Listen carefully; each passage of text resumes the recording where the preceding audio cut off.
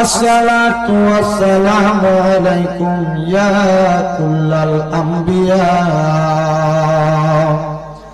আসসালাতু ওয়াসসালামু আলাইকুম ইয়া আহলে বায়াত পাকে পাঞ্জাতন আসসালাতু ওয়াসসালামু আলাইকুম ইয়া কুল্লাল আউলিয়া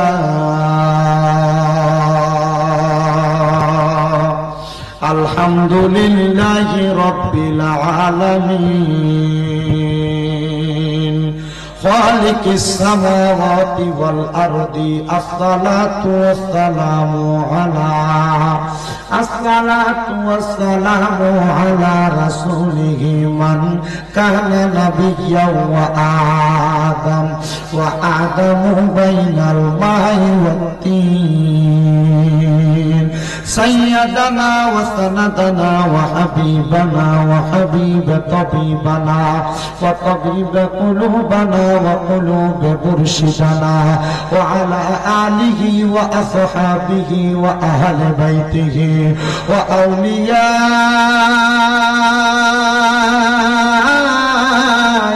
طريقته وعلماء دين ملة وأهل سنة والجماعة আজমাইন। হে আমার এই উত্তর বগুড়া কালবন্ধু ক্লাব ইমাম হাসান হুসাইন রাদিয়াল্লাহু তাআলা আনহুমা যুব সংঘের উদ্যোগে এই উত্তর বগুড়া খাল হযরতে আবু বকর সিদ্দিক রাদিয়াল্লাহু তাআলা আনহু জামে মসজিদ সংলগ্ন ময়দানে চতুর্থ বাৎসরিক ওয়াজ দুয়ার মাহফিলে আগন্তুক আমার জ্ঞানী গুণী ভাই বাবারা, আপনারা কেউ জবান তারা বন্ধ রাখবেন না। যাদের জবান আছে তাদের কাছে আমার দাবি আছে, যাদের জবান নাই তাদের কাছে আমার কোনো দাবি নাই। জবান যদি থাকে একবার বলেন এই জবান যিনি দিতে তিনার নাম কি? আল্লাহর দোহাই বলেন ওই আল্লাহরে আল্লাহ কইয়া ডাকলে লাভ আছে না নাই? তাহলে ডান হাত তুলা উচ্চ কণ্ঠে জোরে ডাকবেন আল্লাহ, দুইটা হাত তুলা পরে ইয়া রাসূলুল্লাহ, এবার উচ্চ কণ্ঠে পরে ইয়া বলি আল্লাহ। ওরে তুমি তো মালিকুল কাদির, আরে বানাও কত বাদশারে ফকির, এসবে তোমার কুদরতের দান। আল্লাহ পরওয়ার গুনাহ খাতা মাফ করো আমার, বলেন গুনাহ খাতা মাফ করো আমার। আল্লাহ পরওয়ার গুনাহ খাতা ডাকতেছে আইরে না ভাইনা কইরা ফি গুনাহ মাফ কইরা দাও সাইরা বানা। তুমি সারা কে আছে আমার আল্লাহ, তুমি সারা কে আছে আমার। আরে তুমি যদি মাফ না করো যাইব আমরা কারো দারে। দয়া কইরা দয়া করবেন দান, বলেন দয়া কইরা দয়া করবেন দান। আল্লাহ পরওয়ার গুনাহ খাতা মাফ করো আমার, বলেন গুনাহ খাতা। আল্লাহ পরওয়ার গুনাহ খাতা মাফ করে। তোমার যত বান্দা আছে নারী বলো পুরুষ বলো, ইবাদত করে যে তোমার আল্লাহ, ইবাদত করে যে তোমার। হায়রে নারী পুরুষ বান্দা যত তুমি আল্লাহ ক্ষমা করো দয়া কইরা, ক্ষমা করবেন দান, বলেন দয়া কইরা ক্ষমা করবেন দান। আল্লাহ পরওয়ার গুনাহ খাতা মাফ করো আমার, বলেন গুনাহ খাতা। আল্লাহ পরওয়ার গুনাহ খাতা মাফ বাজানো। আজকের জান্নাতের বাগানে আপনারা যারা বসলেন, পর্দার অন্তরালের মা বোনেরা একটু অন্তরের মধ্যে একটা চিন্তা ধারণ করবেন যে মাহফিলে বৈশা হুজুর কেন আল্লাহু আকবার আলহামদুলিল্লাহর আওয়াজ দেয়াইলো। এটার কারণ হইল আপনি যখন আপনার জবান দিয়া আমার আল্লাহ তাআলার প্রশংসা করবেন, আমার আল্লাহ তাআলার প্রশংসা করার কারণে আমার আল্লাহ তাআলা আপনি বান্দারে অসংখ্য নেয়ামত দান করবে। নবী গো কোন নেয়ামত দিবে আমার আল্লাহ তাআলা 1 নাম্বার আপনি বান্দার হায়াতটা বাড়াইয়া দিব, 2 নাম্বার আপনি বান্দার জীবনের গুনাহগুলা মাফ কইরা দিব। আপনি যখন আমার আল্লাহরে আল্লাহ বলে ডাকবেন, আমার আল্লাহ তাআলা আপনি বান্দার রিজিকে অভাব থাকলে রিজিক দান করবে। আপনি বান্দা কঠিন কোন মুসিবতে পইরা আমার আল্লাহ তাআলারে আল্লাহ বলে ডাকলে আমার আল্লাহ কঠিন মুসিবত থেকে উদ্ধার করে দিবে। এই জন্য আমরা দুনিয়াতে যখন যেই জায়গায় থাকি না কেন আমার আল্লাহ তাআলার ইবাদতের মধ্যে মশগুল থাকবো, আল্লাহ তাআলার স্মরণ করব। আমার আল্লাহ কয় বান্দার দলেরা যখন তোমরা আমি আল্লাহর স্মরণ করবা, আমি আল্লাহ তাআলা তোমাদের ডাকে সাড়া দেই। আল্লাহ কেমন করে সাড়া দেন, কেমন করে সাড়া দেন? আমার আল্লাহ কয় বান্দা এমন ভাবে সাড়া দেই, তুমি যখন অভাবে পড়ে ডাকো অভাব দূর কইরা, বিপদে পড়ে ডাকলে বিপদ থেকে উদ্ধার কইরা, রোগে আক্রান্ত হয়ে ডাকলে রোগ থেকে শিফা দান কইরা। আমার আল্লাহ পাকের পেয়ারা হাবিব মুহাম্মাদুর রাসূলুল্লাহ সাল্লাল্লাহু আলাইহি ওয়াসাল্লাম নবী কয় উম্মতের দলেরা দুনিয়ার জমিনের মধ্যে তাইকা যখন আল্লাহর কোন বান্দা দুনিয়ার জমিনের মধ্যে আমার আল্লাহ তাআলারে ডাক দিবে, আল্লাহ তাআলারে স্মরণ করবে, আল্লাহ তাআলার শুকরিয়া আদায় করবে, আমার আল্লাহ তাআলার শুকরিয়া আদায় করার কারণে আল্লাহ তাআলা বান্দারে নিয়ামত বাড়ায়া দিবে। আসেন বাবারা বন্ধুরা, আল্লাহ তাআলার শুকরিয়া কেমনে আদায় করে নবীর হাদিস থেকে জানি। হযরত জাবির ইবনে সামুরা রাদিয়াল্লাহু তাআলা আনহু বলে জগতের মানুষেরা দুনিয়ার জমিনের মধ্যে 3টা কাজের মাধ্যমে আল্লাহ তাআলার শুকরিয়া আদায় করা যায়। 1 নাম্বার আল্লাহ তাআলার ইবাদতের মাধ্যমে, 2 নাম্বার আল্লাহর কোরআনের তেলাওয়াতের মাধ্যমে, 3 নাম্বার মানুষের সেবার মাধ্যমে আল্লাহ তাআলার শুকরিয়া আদায় করা যায়।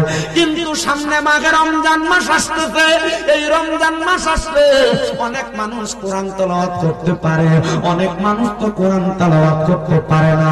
কিরে আব্বুজিরা, রমজান মাসের মায়া কি এখনো তোমাদের অন্তরে লাগে নাই? রমজানের মায়া তো রজব মাস থেকে মানুষের মনে লাগা শুরু করে দেয়। শাবান মাসে রমজানের পুরা আবির্ভাব মুসলমানের কলবে লাইগা যায়।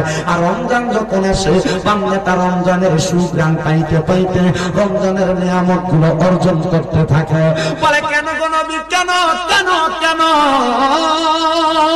আমার নবী কয় এই মাসটা বান্দার মাস।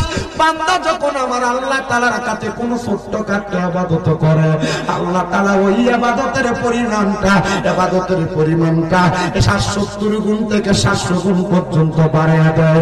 এ মুসলমান, তাহলে একবার চিন্তা করো, রমজান মাসে 1 খতম কোরআন তেলাওয়াত করলে তুমি বান্দা তো রমজান মাসে 1 খতমে 70 থেকে 700 গুণ সওয়াব পেয়ে যাইতা। কিন্তু রমজান মাস আসলে আমি অনেক মানুষকে দেখি রমজান মাসে আল্লাহর কোরআন কইরা কান্দে। আমি কত দাড়ি পাকা মুরব্বীদেরকে জিজ্ঞাসা করছি, আব্বাজিরা রমজান মাস কোরআন শরীফ তেলাওয়াত করলে সওয়াব পাইবেন, কিন্তু আপনি দি কোরআন শরীফ বুকের মধ্যে চাপ দিয়া ধরে কান্দেন।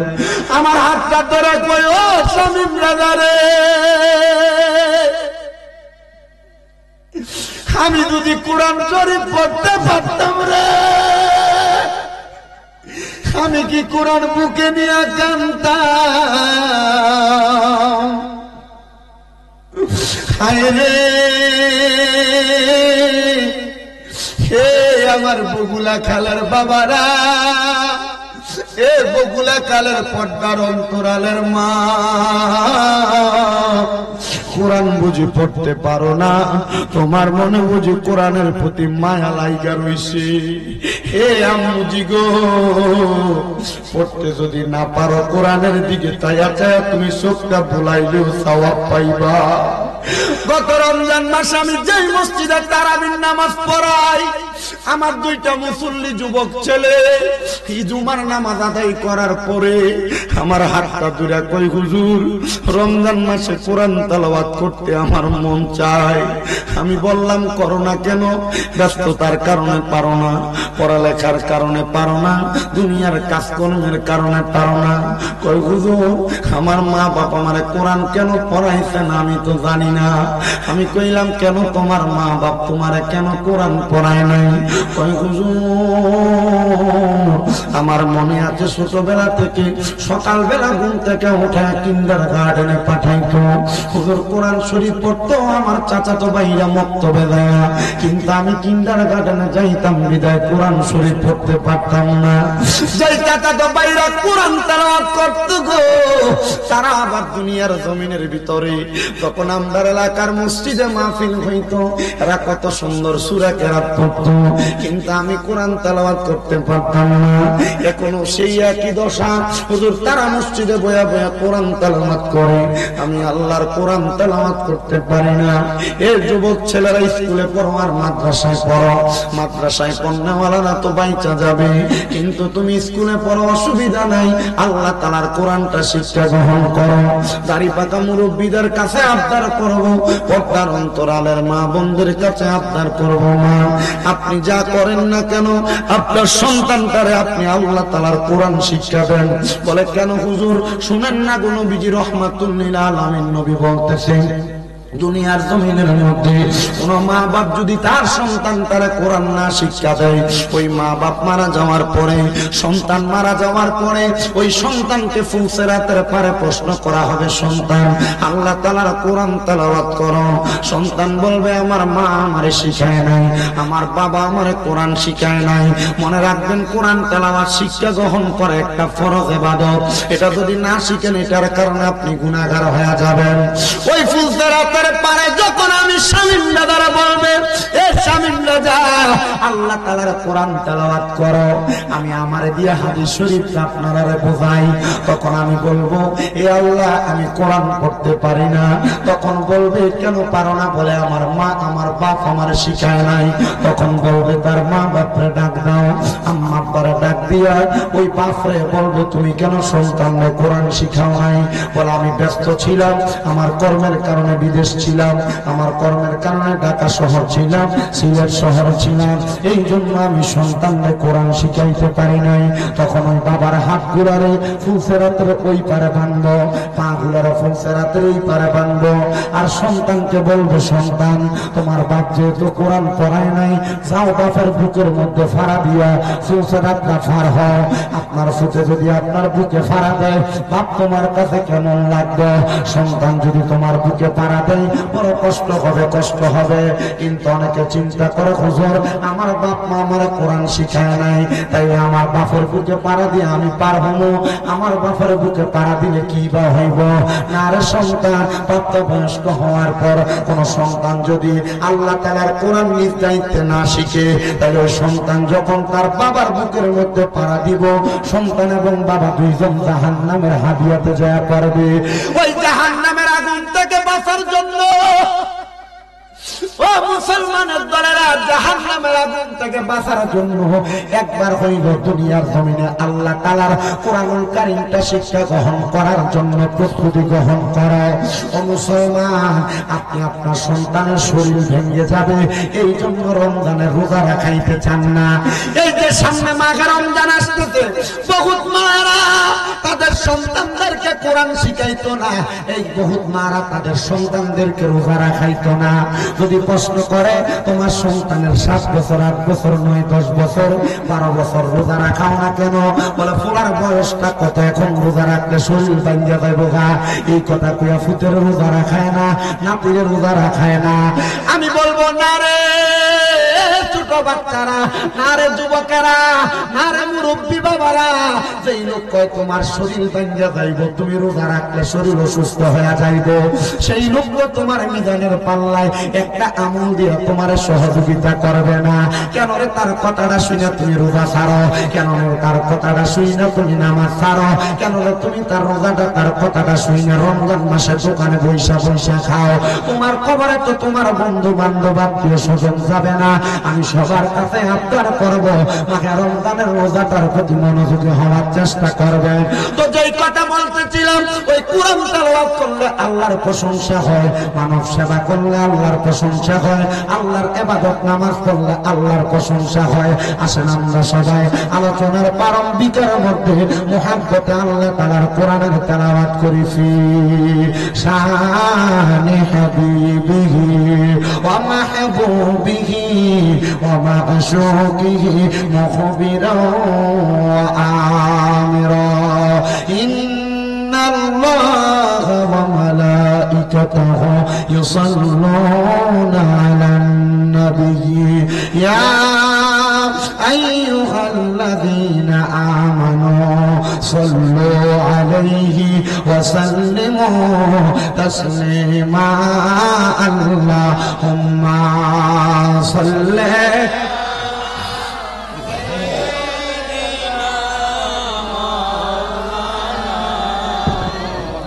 ওয়া আলা আলিহি।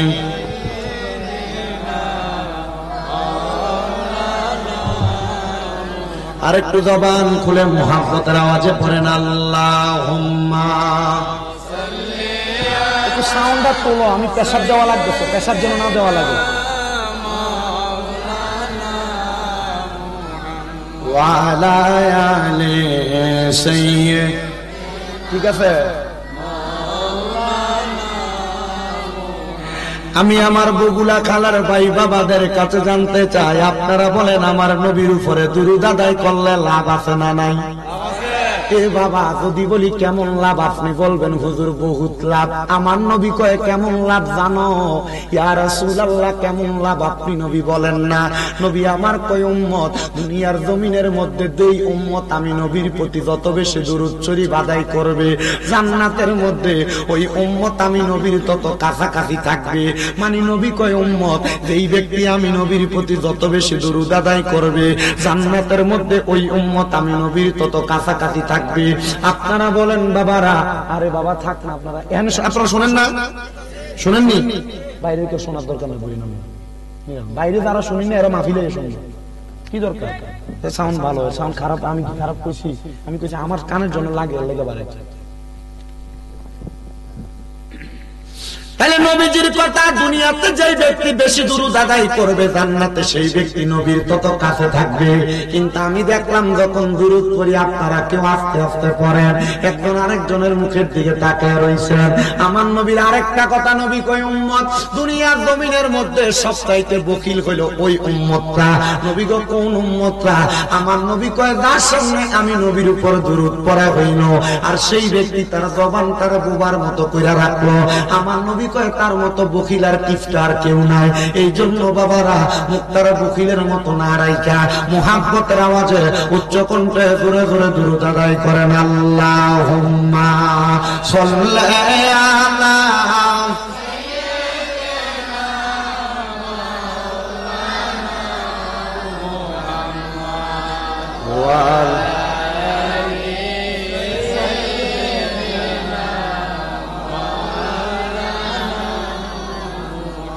জগত পাগল কাবার জন্য, কাবা পাগল মাহবুদের মাহবুদ পাগল, দয়াল নবীজির নবীজি পাগল, উম্মতের আল্লাহুম্মা সাল্লি।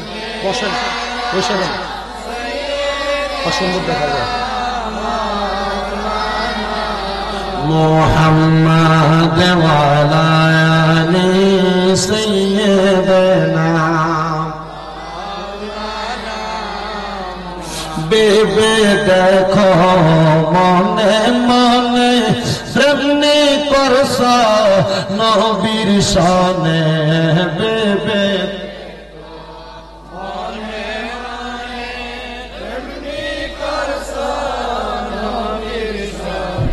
নহিলে থাকবা রোজ হাসরে মুহাম্মদিয়া রাসূলুল্লাহ।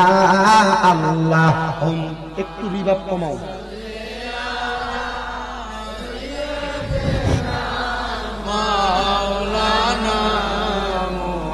মাদওয়ালা আলে সাইয়্যিদনা নূর নবীজির ফসিনা মুবারক মেসকের সাইতে আরো সুগ্রাণ সাহাবীরা আতর রফে করতেন তাহাব বহার আল্লাহুম্মা সাল্লি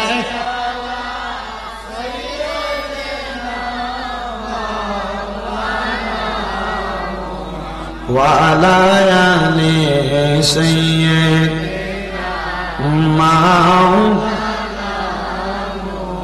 لا إله لا إله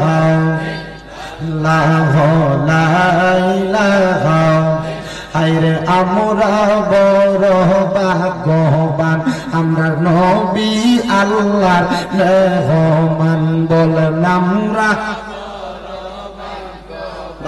আমরা নবী আল্লাহর মেহমান আল্লাহ দয়া করে করলেন দান আল্লাহ দয়া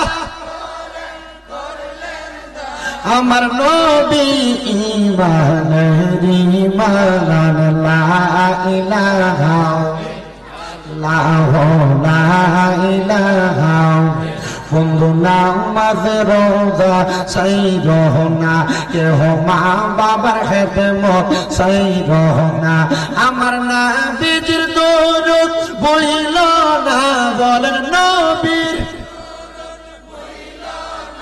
আমার নবী তোমায় ভুলবে না লা ইলাহা লা ইলাহা হাইরে অনেক দূরে মদিনা আমরা কেমনে যাব জানি না দয়াল আল্লাহ দয়া করেন রানে পুরান মনের বাসনা লা ইলাহা লা ইলাহা লা ইলাহা ইল্লাল্লাহু মুহাম্মাদুর রাসূলুল্লাহ সাল্লাল্লাহু আলাইহি ওয়াসাল্লাম। হে উত্তর বগুড়াখাল এবং আশেপাশে এলাকা থেকে আগন্তুক আমার মুসল্লি ভাই বাবারা, আপনারা যারা মাহফিলে বসলেন আপনারা বলেন আমরা সবার জীবনে গুনাহ আসেনি? এ বাবারা আমি স্বীকার করলাম এই মজলিসে যত মানুষ আছে সবার চাইতে আমি শামীম রাজার জীবনে গুনাহ বেশি, আমি সব চাইতে বড় গুনাহগার। পর্দার অন্তরালের আমার মা বোনেরা আপনারাও মনে রাখেন গো মা, আপনারও জীবনে অনেক গুনাহ আছে। আপনার গুনার খবর যদি আপনার স্বামী জানতো আপনার স্ত্রী বলে পরিচয় দিত না। এই দাড়ি পাকা মুরব্বী বাবারা একবার চিন্তা করে দেখো, তোমার জীবনের গুনাহ যদি তোমার ফুতে দেখতো বাপ কইয়া পরিচয় দিত না। যুবক ভাই তোমার জীবনের গুনাহ যদি তোমার আব্বা আম্মা দেখতো সন্তান বলে পরিচয় দিত না। আমার মাথার দিকে তাকাইলে হয়তো বুঝে আমার মাথার মধ্যে লম্বা বাপরি চুল ছিল। আমি রাসূলের পাকের রওজা মুবারকের মধ্যে জিয়ারত করে আসছি মাত্র 3 মাস হয়। এই 3 মাস যখন আগে আমি আমার নবীর রওজার সামনে গেছি, আমি আমার নবীর রওজার সামনে 7 দিন থাইকা আমি এরপরে মক্কা শরীফ গেছি। মক্কা শরীফে যাইয়া আল্লাহ তাআলার কাবা ঘরের গিলাফটার মধ্যে দূরে কইছি মালিক আমি আমার জানা মতে কোনোদিন কারোর 1 টাকার হক মাইরা খাই নাই, কারণ 1 টাকার হক নষ্ট করি নাই। আল্লাহ তোমার কাবা ঘরের মধ্যে দূরে দোয়া করলে দোয়া কবুল হয়। তুমি আমার গোপনে প্রকাশ্যে যেই গুনাহ আছে জানা অজানা ভুল বানতে যেই গুনাহ আছে তুমি আমার গুনাহটি মাফ কইরা দাও। আপনাদের দুয়ার বরকতে একবার না দুইবার না আল্লাহ আমি গুনাহগাররে দিয়া 10টা উমরা হজ করাইছি। আমি 10টা হজ করার পরে 10টা হজের সময় 10 বার হাজারে আসওয়াদ পাথরের মধ্যে চুমা দিছি। আমি যেই দিন মক্কা শরীফ থেকে আমি বাংলাদেশে চলে আসব আমি বিদায় তাওয়াফটা কইরা আল্লাহর কাবা ঘরের হাজারে আসওয়াদ পাথরটা বরাবর কালা গোল পাথর চুমা পাথর বরাবর দাঁড়িয়ে রইছি। আমি চিন্তা করছি আল্লাহ আমি 10 বার চুমা দিছি, এখন তাওয়াফ করে যাইতেছি 10 বার তাওয়াফ করার পরে চুমা দিতে পারছি, এখন দিয়ে আমি চুমা দিতে পারি না। ও আল্লাহ গো, আমার মনটার ভিতরে তো এখন আর ভালো লাগতেছে না। আল্লাহ, আমি যদি শেষবারের মতো একবার চুমা দিতে পারতাম আমার কাছে বড় ভালো লাগতো। আমি আল্লাহু আকবার কইয়া ওই জায়গায় কত চেষ্টা করলাম আমি আল্লাহর কাবা ঘরের কালো ওই পাথরটাতে চুমা দেওয়ার জন্য, কিন্তু আমি চুমা দিতে পারি নাই রে বাবা। হঠাৎ করে আমি দাঁড়িয়ে দাঁড়িয়ে চিন্তা করি আর কাবার দরজাটার দিকে তাকিয়ে রয়েছি। আল্লাহ, একটু পরে বাংলাদেশের উদ্দেশ্যে চলে যাবো, আমি যদি এই পাথরটা তার একটা বার চুমা দিতে পারতাম গো আমার কাছে বড় ভালো লাগতো, মাসুম হইয়া বাংলাদেশে যাইতে পারতাম। আমি এই কথাটা বইলাম শুধু কাবা ঘরের দরজাটার দিকে তাকায় তাকায় মনে মনে কথাটা কইছি। এমন টাইমে একটা কালা সুদানি মানুষ, এমন বড় শরীরওয়ালা, আমি শামীম রেজার মতো 4 জনের মতো একজন, আল্লাহু আকবার কইয়া আমার বুকটার লগে লাগা একটা ধাক্কা দিয়ে সামনে গেছি। আমার মুখটা নিজে নিজে হাজরে আসওয়াদ পাথরের ভিতরে ঢুকছে। আমার মনে হয় 1 মিনিটের উপরে আমি চুমা দিতেছি, কেউ আমার টান দিয়েও সরায় না। আরে মানুষ শুধু হাত দিয়া দিয়া ধরে, আর আমি একবার সফরে যাই 10-11 বার চুমা দিতে পারছি। আমি ওই জায়গায় চুমা দিয়ে এমনি আসি নাই, যেই জায়গায় ধরে দোয়া করলে আল্লাহ দোয়া কবুল করি। কাবা ঘরের দরজা, কাবা ঘরের পাশে রুকনি আমিনী একটা কাবা ঘরের কন্যারে আছে, ওই রুকনি আমিনীর মধ্যে ধরে কইছি আল্লাহ, বাংলাদেশের মসজিদের ভিতরে 1 ওয়াক্ত নামাজ পড়লে 1 ওয়াক্তে সওয়াব পাওয়া যায়, কিন্তু তোমার কাবা ঘরের সামনে আইসা 1 ওয়াক্ত নামাজ পড়লে 1 লক্ষ ওয়াক্তে সওয়াব পাওয়া যায়। মনিব, কত মানুষকে লইয়া তোমার জিকির আজকার করি, বাংলাদেশে ওয়াজ না ফিলে গেলে তারা লইয়া তোমার শান গাই, তোমার হাবিবের শান গাই। আল্লাহ, তারা যদি একবার মক্কা শরীফ আসতে পারতো, তারার মনেও তো কত স্বপ্ন, এরা তো মক্কা শরীফ আসতে পারে না। আল্লাহ, তুমি তারা একবার মক্কা শরীফ মানো না কেন? মক্কায় যাইবা জানুনি রে বাবা, কোন দিন তুমি 1 লক্ষ ওয়াক্ত নামাজ পড়বা? 1 লক্ষ ওয়াক্ত নামাজ তো তোমার হায়াতে জিন্দেগিতে যতদিন বাঁচবো অতদিন পড়া শেষ করতে পারবা না, কিন্তু আল্লাহর কাবা ঘরের সামনে যাইয়া 1 ওয়াক্ত নামাজ পড়লে 1 লক্ষ ওয়াক্তে সওয়াব পাওয়া যায়।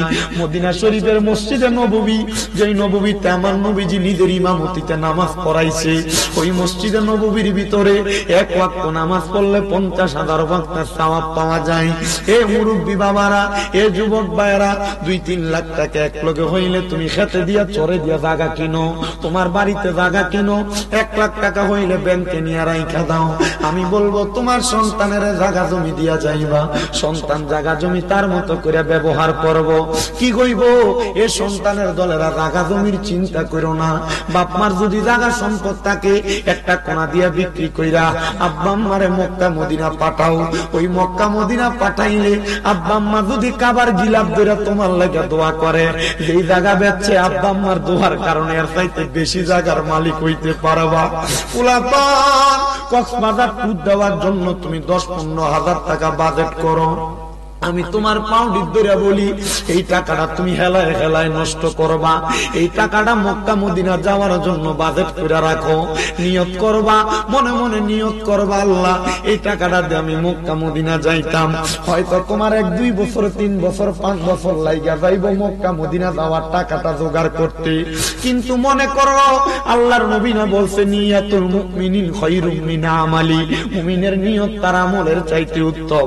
তুমি নিয়ত করো আমি মক্কা মদিনা যাবো, যদি তুমি মক্কা মদিনা যাওয়ার টাকা না জোগাড় করতে পারে মারা যাও, মারা যাওয়ার পরে তোমার আমলনামার মধ্যে মক্কা মদিনা যাওয়ার সওয়াব লেখা হয়ে যাবে।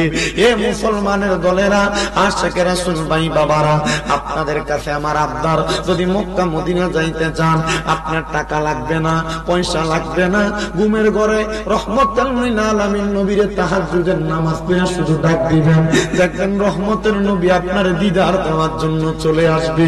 হায় রে আমার বাবারা, এই উত্তর বগুলা খালের বাবারা, শুধু নবী আসবে না আসবে না, মক্কা মদিনা শুধু 2 বরকতের জায়গার কথা না শুনছো। মদিনা শরীফের বাম দিকের অংশে দিয়া একটা জায়গা আছে, যেই কবরস্থানটার নাম জান্নাতুল বাকি।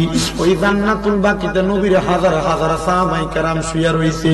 ফজরের নামাজটা পড়া নবীর রওজাতে সালাম দিয়া বাবে জিবরাইলের কাছে দিয়া বাইরে হইয়া যদি জান্নাতুল বাকির মধ্যে কোনো মানুষ ঢুকে, ওই মানুষের পুরাটা শরীর একবারে পাতলা হইয়া থাকা। হায়রে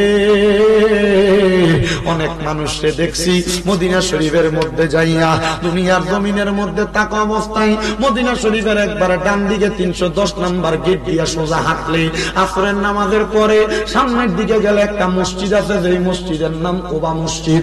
ওই কুবা মসজিদের ভিতরে 2 রাকাত নামাজ পড়লে তার আমল নামার ভিতরে একটা উমরা হজের সওয়াব পাওয়া যায়। মনটা কি চায় না ওই মসজিদের মধ্যে একবার 2 রাকাত নামাজ পড়তা? মদিনাতে যখন বৃষ্টি হয় না, আমার নবীর একটা মসজিদ আছে, যেই মসজিদের নাম মসজিদে গামামা।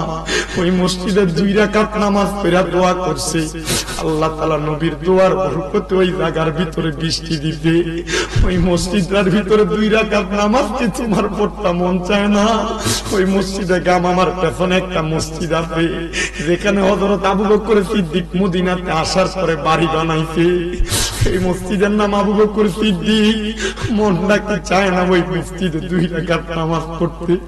এটার পেছন দিয়া মসজিদে হযরতে আলী, ওই মসজিদের ভিতরে 2 রাকাত নামাজ পড়তে তোমার কি মনটা চায় না? মদিনা শরীফের একবার কেবলা বরাবর হাতের ডান দিকে রাস্তার মধ্যে একটা মসজিদ আছে, যে মসজিদের নাম মসজিদে উমর। মনটা চায় না ওই মসজিদে নামাজ পড়তে? ওই মসজিদের পাশ বরাবর মসজিদে ওসমান বিন নুরাইন। মনটা চায় না ওই মসজিদে নামাজ পড়তে? মক্কার কেবলা বরাবর একবারে সামনে নবীর মসজিদের মুয়াজ্জিন হযরত বেলালের বাড়িটা একটা বড় মসজিদ। মনটা চায় না ওই মসজিদে নামাজ পড়তে? নবীজি রাত্রবেলা যে খেজুরের বাগানে বইয়া বইয়া কাঁদতো, ওই খেজুরের বাগান ওই মদিনাতে।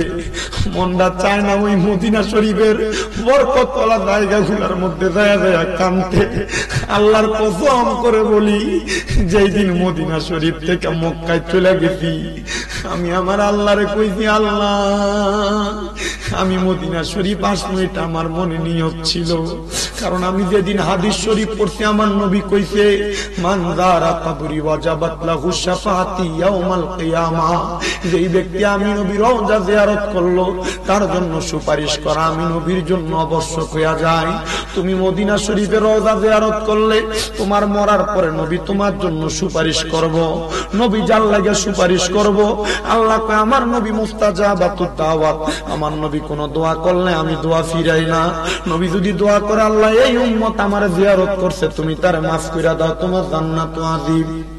মুসলমান, এ পর্দার অন্তরালের মা বোনেরা, তোমার ব্যাংকে টাকা আছে, তোমার স্বামী তোমার স্বর্ণ গয়না বানিয়ে দিছে, তুমি মরার পরে তোমার সন্তানেরা তোমার স্বর্ণটি বাগ কইরা লইয়া যাইব, তোমার দিয়েরা বাগ কইরা লইয়া যাইব।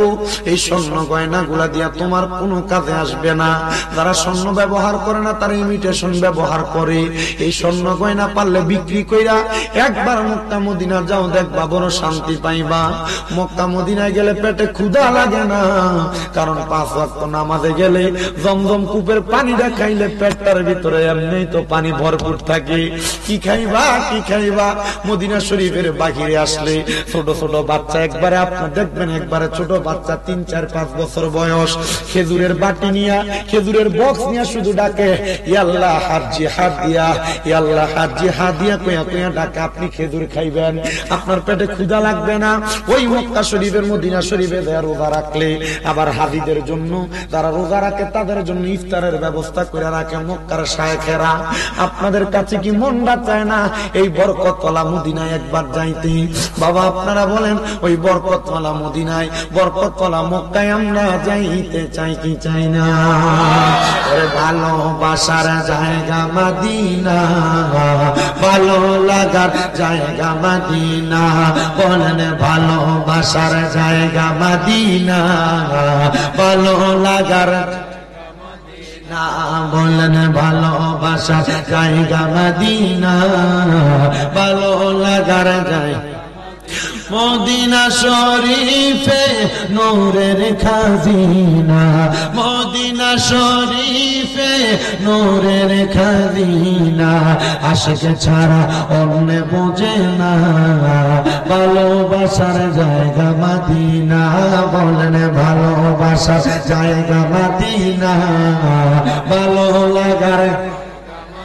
হায়রে এত সুন্দর জায়গা কোথাও দেখি না, এত সুন্দর জায়গা কোথাও দেখি না, সাজিয়েছেন দয়াল রাব্বানা ভালোবাসার জায়গা মদিনা, বলেন ভালোবাসার জায়গা মদিনা, ভালো লাগার জায়গা মদিনা। একটা জবানও বন্ধ রাখবেন না, এবার বলেন ওই মক্কা মদিনা যাইতে সবাই চাই কি চাই না? কারা কারা যাইতে চাই দুই হাত তুলে আমার আল্লাহরে দেখায়, আর জবান খুলে ইমাম সাহেব একটা জোরে তাকবীর দেন। জোয়ান বেড়া আছে জোরে বলেন মারহাবা। মদিনা যাইতে চাই কি চাই না? তারা যাইতে চাই জবান খুলে জোরে জোরে পড়েন, ওরে দয়াল আল্লাহ দয়া করেন রানে নসিব করেন মদিনা। পানি দিন পানি লাহোলা লাহোলা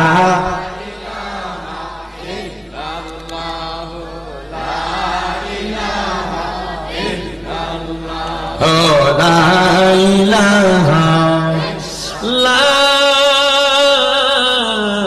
ইলাহা ইল্লাল্লাহ মুহাম্মাদুর রাসূলুল্লাহ সাল্লাল্লাহু আলাইহি ওয়াসাল্লাম। আসেন আমার ভাইরা বাবারা বন্ধুরা পর্দার অন্তরালের মা বোনেরা, যাদের জবান আছে তাদের কাছে আমার দাবি আছে, জবান যদি থাকে মুহাব্বতের আওয়াজ দিয়া একটু আমার আল্লাহ তাআলার ইসমে জাতের জিকির করি, আল্লাহ আল্লাহ আল্লাহ আল্লাহ।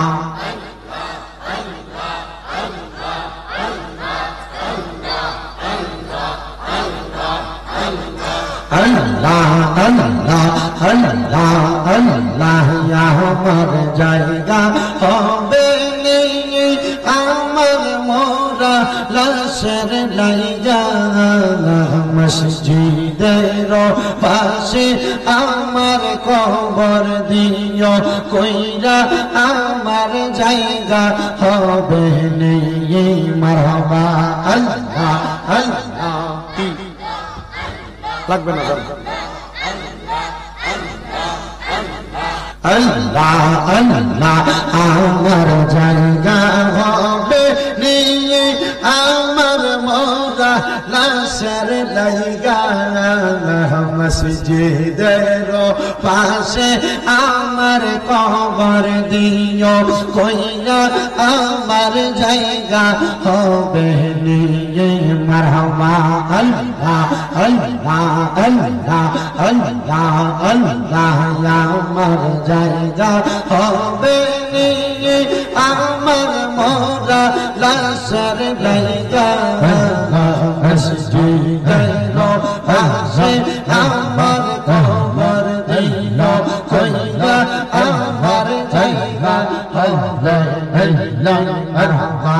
আল্লাহ আল্লাহ ভালোবাসিরে আমি যেই যাব মাদানি চাইয়া, ভাই বন্ধু আত্মীয় স্বজন যাবে রে বলিয়া, কষ্ট হইল 3.5 লাখ মাটি দিও কইরা আমার জায়গা হবে মারহাবা। আল্লাহ আল্লাহ আল্লাহ সরকার রাশিদে আমি যেদিন যাব দুনিয়া জান্নাত, রঙিন জামা কাপড় সবই সাদা মার্জিন কাপড় আমার দিবে রে পরাইয়া আমার জায়গা হবে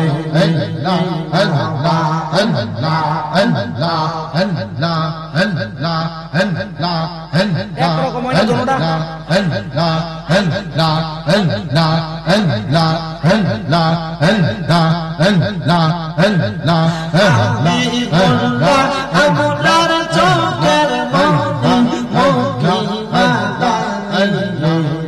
রাসূলুল্লাহ আপনার চোখের মনি আল্লাহ আল্লাহ আল্লাহ আল্লাহ আল্লাহ আল্লাহ রাসূল প্রেমে হইলে ফানা আল্লাহ রাসূলের চিন্তা আল্লাহ থাকে না ও রাসূলে মারহাবা আল্লাহ আল্লাহ নবীর মতো হইতে পারলে বিন্দু নিয়া জগৎ আজ নবীর দুনিয়া দেখো না সদা আল্লাহ আল্লাহ আল্লাহ জোগার আল্লাহ আল্লাহ আল্লাহ আল্লাহ আল্লাহ আল্লাহ আল্লাহ আল্লাহ আল্লাহ আল্লাহ আল্লাহ আল্লাহ আল্লাহ আল্লাহ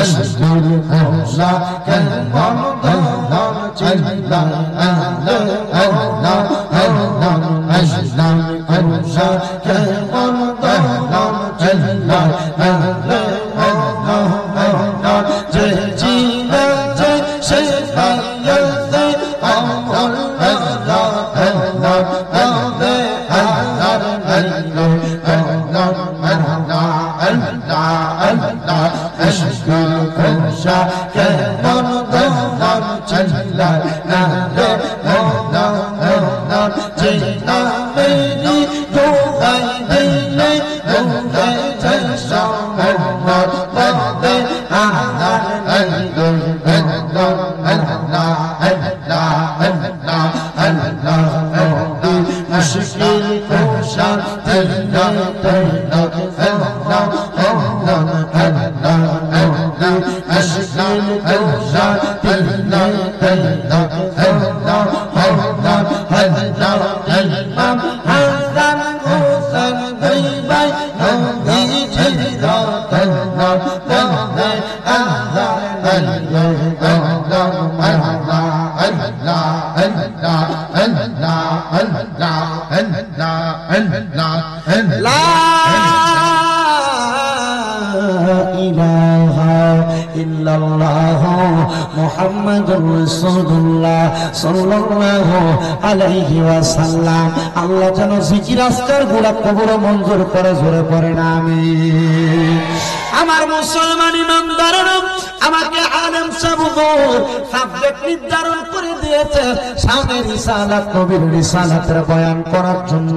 এবার রিসালাত বলতে শুধু এক নবীর রিসালাতের বয়ান বলে না, নবী আলাইহিস সালাতু ওয়াস সালাম আদম থেকে হযরত মুহাম্মদ মুস্তাফা সাল্লাল্লাহু আলাইহি ওয়াসাল্লাম পর্যন্ত যত নবী রাসূল আছে তাদের জীবনের বয়ান করা হইল রিসালাতের বয়ান। এ মুসলমান ইমানদার, বগুড়া খালের বাবারা, এখানে কত মানুষ আপনারা বসেছেন গো, কত মানুষ জান্নাতের বাগানে বসেছেন। আমার দয়াল নবী রাহমাতুল্লিল আলামিন নবীরে আমার আল্লাহ তাআলা এখনো দুনিয়াতে পাঠান নাই। পাঠানোর আগে আদম আলাইহিস সালাতু ওয়াস সালাম থেকে ঈসা নবী পর্যন্ত আল্লাহ তাআলা অসংখ্য নবীদেরকে পাঠাইছেন। এর মধ্যে একজন নবী যার নাম হইল হযরত জাকারিয়া আলাইহিস সালাতু ওয়াস সালাম। এই নবীর নামটা আপনারা প্রথম শুনেন নাই, এই নবীর নামটা আপনারা এর আগে আরো অনেকবার শুনেছেন। সেই জাকারিয়া নবী আমার আল্লাহ তাআলার কাছে অনেক পরীক্ষার শিকার হয়েছেন রে বাবা। জাকারিয়া আলাইহিস সালাতু ওয়াস সালাম ডাক দিয়ে কয়, ও আল্লাহ, তুমি আমারে নবী বানাইছো কথা সত্য। আল্লাহ, আমি নবী যদি ইন্তেকাল করি, আমার ইন্তেকালের পরে আমার নবুয়তের দায়িত্ব পালন করব কি? দেখবেন রে বাবাজিরা, বন্ধুরা রে, দুনিয়ার সমাজের মধ্যে কোন মানুষের ঘরের মধ্যে যদি একটার পর একটা কন্যা সন্তান হয়, ওই মানুষটা কত দোয়া চায়, আল্লাহ আপনি আমার একটা ছেলে সন্তান দেন, আমার সম্পদ দেখাশোনা করবে কি, আমার আওলাদ বজায় রাখবে কি। জাকারিয়া পয়গম্বর আমার আল্লাহর কাছে দোয়া করে, মনি গো,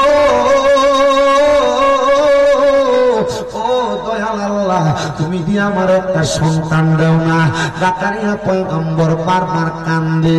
যখন জাকারিয়া পয়গম্বর কান্দে, জাকারিয়া নবীর স্ত্রীও আল্লাহর কাছে কান্দে।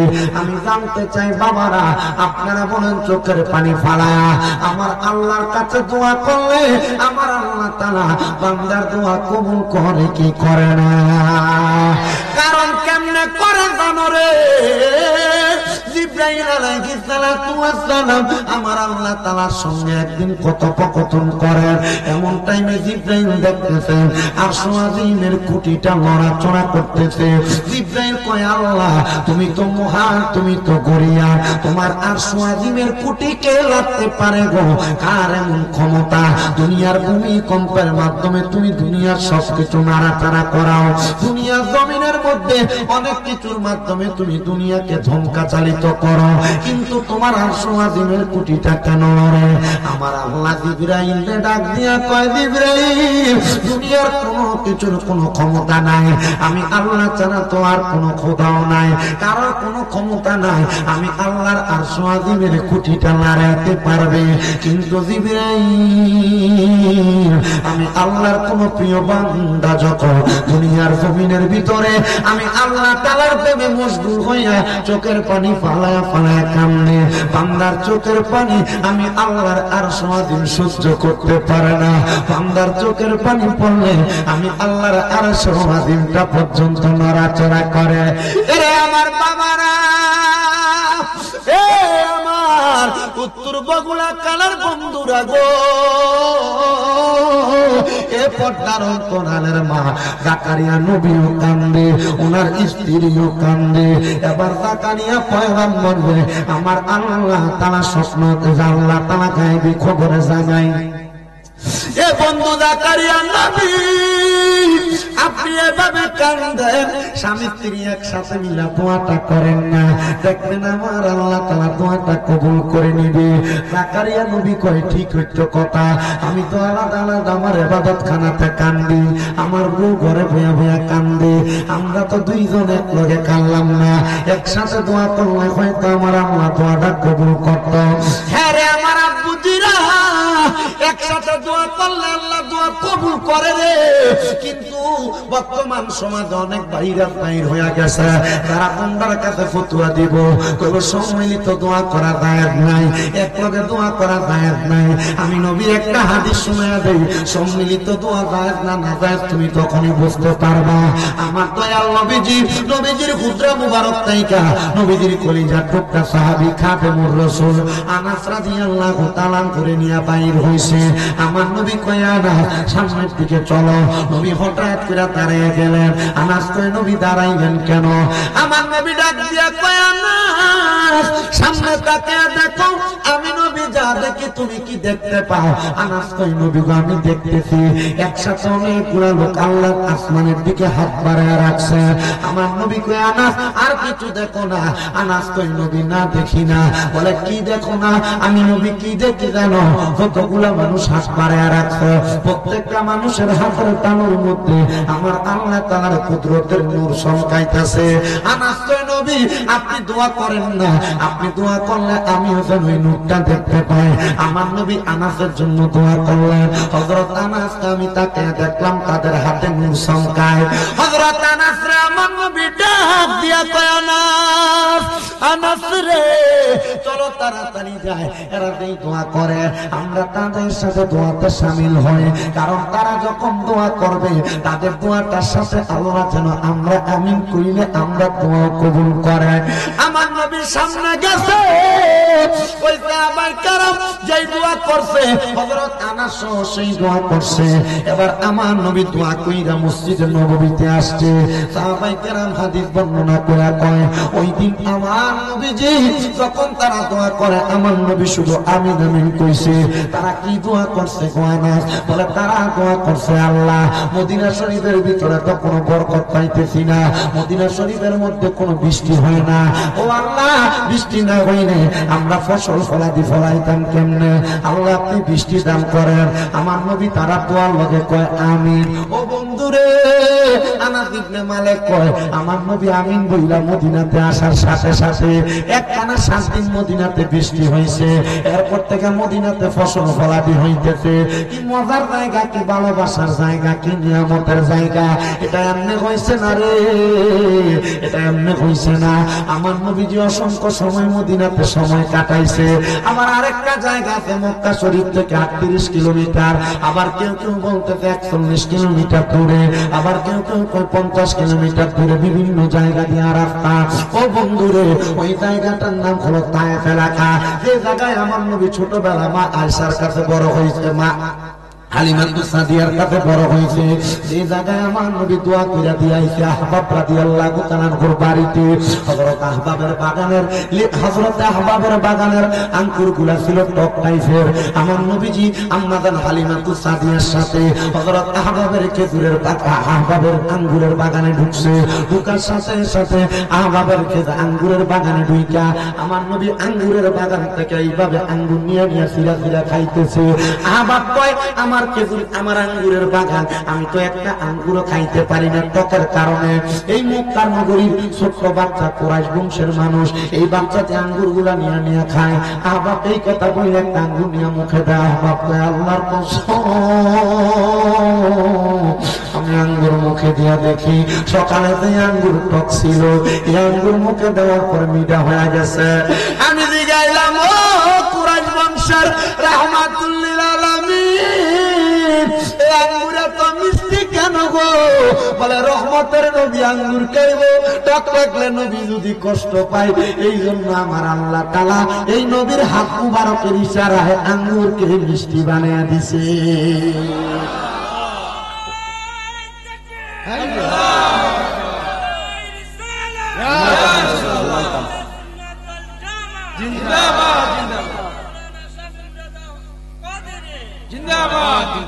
মারহাবা কইনা কে রে? নবী খাইবো ওর লাগি আঙ্গুর কি তৈছে? আতিনা কে রে কি তৈছে? চিন্তা করছি। আরে মক্কা মদিনা এত বরকতওয়ালা জায়গা আছে। মদিনা থেকে বদরের যুদ্ধের মাঠের দিকে যখন যায়, মানে যাওয়ার পথে দুইটা জায়গা আছে, দুইটা কূপ। একটা কূপের নাম বীরে রাওহা, একটা বীরের নাম বীরে শিফা। দুইটা কূপ। কয়টা কূপ? নবী বদরের যুদ্ধ করে যখন আসে, নবীর অসংখ্য সাহাবায়ে কেরাম অসুস্থ হয়ে পড়ে রয়েছে। আল্লাহর হাবিব সাল্লাল্লাহু আলাইহি ওয়াসাল্লাম বলে, আরে সাহাবায়ে কেরাম অসুস্থ, তখন সাহাবায়ে কেরাম কি খাইবে? রাসূল সাল্লাল্লাহু আলাইহি ওয়াসাল্লাম বলে, তোমরা এই বীরে এই কূপের পানি খাও। এরা কূপের পানি মুখে দিয়ে একবার কড়া। রহমতুল্লিল আলামিন নবীর কাছে গেছে, ইয়া রাসূলুল্লাহ, হে পানি তো কড়া, নবী খাইতে পারি না। নবী যে একটু থুথু দিয়ে দিছে, পানি মিঠা হয়ে গেছে গা। আমার বাড়িতে সেই পানি এখনো আছে। একটা কূপের নাম বীরে রাওহা। নবী সাহাবায়ে কেরাম গোসল করবার লাগা, ওযু করবার লাগা পানি পায় না। ওই জায়গায় দেয়া নবীরে কয়, নবী গো, এই বীরে রাওহার পানিও তো নবী গো কটা লাগে লবণাক্ত। আমার নবীর সামনে যে থুতু মুবারক দিয়া দিছে, থুতু মুবারকের পরশ পায়া বীরে রাওহার পানিও মিঠা হয়ে গেছে। এ বন্ধু, শুধু এই টানা মদিনা শরীফের পাশে আরেকটা বীর আছে, যে বীরের নাম, যেটা কূপ আছে, যেটার নাম বীরে গার, যেটা দিয়ে আমার নবী ইন্তেকালের পরে আমার নবীরে গোসল দিছে। আমার নবী দুনিয়াতে থাকার সময় আমার নবী এটার পানি দিয়া ওযু করছে। ওইটার পানি আমার বাড়িতে 4 প্রকার বীরের পানি আছে। বীরে জমজম, বীরে রাওহা, বীরে শেফা, বীরে গার্স। এই 4 প্রকার বীরের পানি আমি আমার ঘরে রাখছি। এটার কারণ, অসুস্থ হইলে এই বীরের পানি দিয়া গোসল করি, অসুস্থ হইলে খায়া ফালাই, ভালো না লাগলে বীরে জমজমের পানিটা খায়া ফালাই। আমি চিন্তা করি আল্লাহ তাআলা এগুলার মাধ্যমে আমার বরকত দান করব। কথা কন্যা ঠিক কিনা? এ মুসলমান, যেই কথা বলতেছিলাম রে, নবীর উম্মতের দল, আমার আল্লাহ তাআলা জাকারিয়া পয়গম্বরকে জানায়া দেয়, একা একা দোয়া করতেছো, এক লগে না দোয়া করবা। এক লগে দোয়া করলে দোয়া কি হয়? কি তো এক লগে দোয়া করলে দোয়া কি হয়? জাকারিয়া পয়গম্বর স্ত্রীরে ডাক দিয়ে, স্ত্রী চলো না গো, আমরা একসাথে একসাথে একটু দোয়া করি, আমার আল্লাহ তাআলা যেন আমরা দোয়াগুলো কবুল কইরা নেয়। জাকারিয়া পয়গম্বর এবং ওনার স্ত্রী একসাথে আল্লাহর কাছে দোয়া করে, আল্লাহ তাআলা তাদের দোয়া কবুল করতেছে না। অনেকদিন পরে জাকারিয়া পয়গম্বরের বয়স যখন পারি হয়ে গেছে, এমন টাইমে আমার আল্লাহ তাআলা জাকারিয়া নবী এবং ওনার স্ত্রী যখন ঘুমায়, একটা আওয়াজ জাকারিয়া নবী এবং ওনার স্ত্রীর কানে দিয়া গেছে, বন্ধু জাকারিয়া নবী গো, আপনার স্ত্রীর গর্ভে একটা সন্তান হবে। জাকারিয়া নবী তো আল্লাহ বয়স তো বাড়ি হয়ে গেছে গা, মানুষ কইবটা কি, আল্লাহ এখন যে সন্তান দেন মানুষ কি মনে করবে, মুরব্বী মানুষ, বয়স্ক মানুষ। আল্লাহ কয় জাকারিয়া চিন্তা করো না, টেনশন করো না গো, আমি আল্লাহ তাআলা এই সন্তানের মাধ্যমে একটা নবুয়তের দায়িত্ব প্রকাশ করতে চাই। আমার আল্লাহ দোয়া কবুল করছে রে।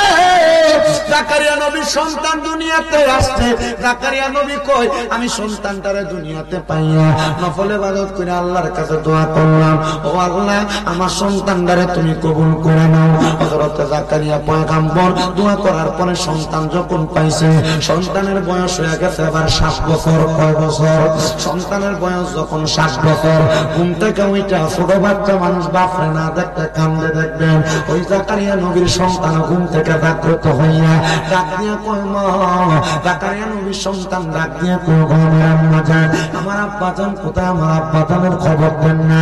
এ বাবা, আপনাদের এলাকায় বিভিন্ন দরবার শরীফে খানকা আছে? খানকা আছে? খানকা, এই খানকার প্রচলন শুধু ফিসাবরা চালু করছে। যদি কয় যে ফিসাবরা চালু করছে, এর থোতা বেড়ে মারবে। খানকার প্রচলন পূর্বের নবীরা চালু করে দিয়ে গেছে। খানকার মূল উদ্দেশ্য কি? খানকার মূল উদ্দেশ্য হইল গোপনে ইবাদত করার স্থান। মারহাবা কয় না ভাই? এই তরিকার মানুষেরা এই খানকার ভিতরে যাইয়া একা একা নীরবে তাদের 5 ওয়াক্ত নামাজের পরে তরিকতের তালিমগুলা গ্রহণ করবে, তরিকতের তালিমগুলা পালন করবে। না আমরা বেটারা ফিসাবের কাছে মুড়ি দেওয়ার পরে মনে করে যে না আর কোনো কামই নেই, শেষ বাচ্চা গেছে। জি না, সব দরবারের সাদরা শরীফ আছে না, সাদরা শরীফের ভিতরে কোন ওয়াক্ত নামাজের পরে কি কাম করা লাগবে আছে, ফরিয়া দেখুন মুড়ি দিয়ে মনে বাচ্চা গেছুন গা, কামই তো না না, এটি পালন করা লাগবো। মুড়ি দেওয়ার মানে কি? মুড়ি দেওয়ার মানে ওয়াদাবদ্ধ হওয়া, কোন বিষয়ে অঙ্গীকার করা। মুড়ি দেওয়ার মানে কি? কোন বিষয়ে অঙ্গীকার করা। 5 ওয়াক্ত নামাজ পড়বেন, মা বাবার খেদমত করবেন, হারাম খাইতেন না, সুদ খাইতেন না, ঘুষ খাইতেন না, পরের হক মেরে খাইতেন না। এই মুড়ি দেওয়ার মানে হলো এই সমস্ত বাজে বাজে বিষয়গুলা থেকে বাইচা থাকার জন্য অঙ্গীকার করা। নামনে বাইচা আসেননি? আসো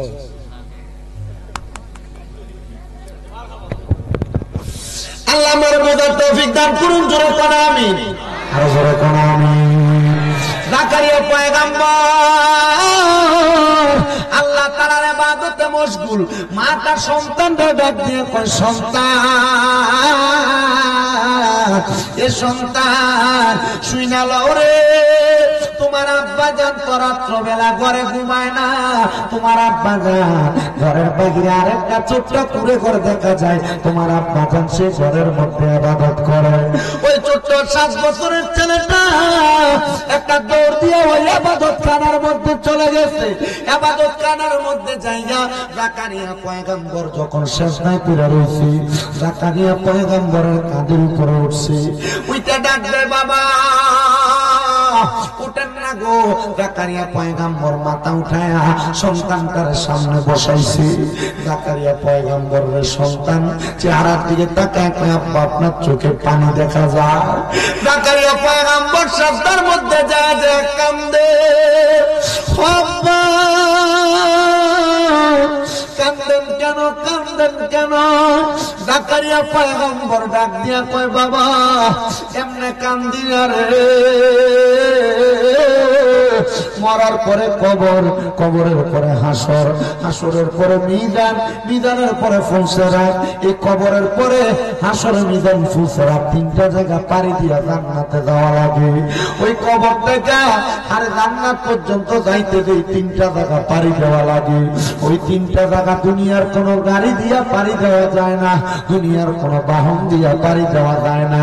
ওই 3টা জায়গা পাড়ি দেওয়ার জন্য সবচাইতে সহজ যে রাস্তা উপায় আছে হলো বান্দার চোখের পানি। আমি আব্বা এই জন্য কান্দি, সন্তান আব্বা কান্দেন না, কবুল করার মালিক আমার আল্লাহ। এবার জাকারিয়া পয়গম্বর উনার সন্তানকে কুলের মধ্যে নিয়ে ঘরে প্রবেশ করছে। স্ত্রীর ডাক দিয়া কই স্ত্রী গো তুমি খাবার রেডি করে আমি একটু সুন্দর করে ওযু গোসল করে আসি।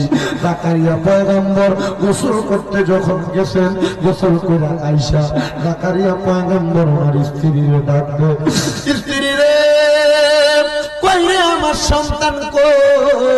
জাকারিয়া পয়গম্বর ডাক দিয়া কই স্ত্রী সন্তান কই? স্ত্রী বলে স্বামী গো আমি তো জানি আপনি গোসলে যাওয়ার সময় আপনার সন্তানকে আপনার সাথে নিয়ে গেছেন।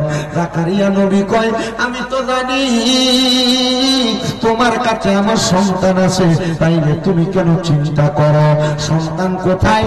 জাকারিয়া নবী বলে আমি আমার সন্তানটারে ওই এলাকার পুরো জায়গার মধ্যে তালাশ করছি রে, কোন জায়গায় খুঁজা পাই নাই, কোন জায়গায় খুঁজা পাই নাই।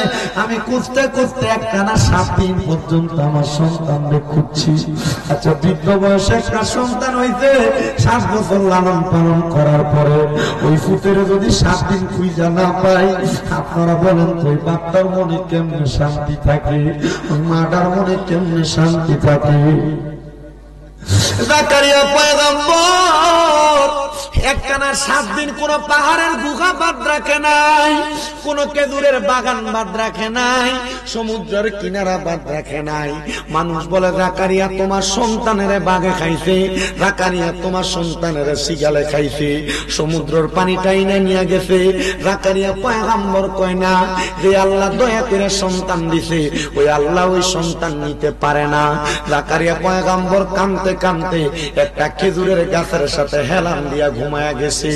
এমন টাইমে আমার আল্লাহর পক্ষ থেকে জাকারিয়া পয়গম্বর গায়েবী ভাবে আওয়াজ দিয়া দিতে, জাকারিয়া কত জায়গায় খুঁজলা সন্তানটারে, তোমার খানকার মধ্যে তো খুঁজলা না। আরে এত জায়গায় খুঁজলো, যেই ঘরে জাকারিয়া ইবাদত করে সেই ঘরে তো খুঁজলা না। জাকারিয়া পয়গম্বর কয় তাড়াতাড়ি হেলানটা ছাইরা দিয়া একটা দৌড় মারলাম আমি যাইয়া আমার ঘরটার মধ্যে খানকাটার মধ্যে দেখলাম আমার সন্তানটা সেজদার মধ্যে পড়ে রয়েছে।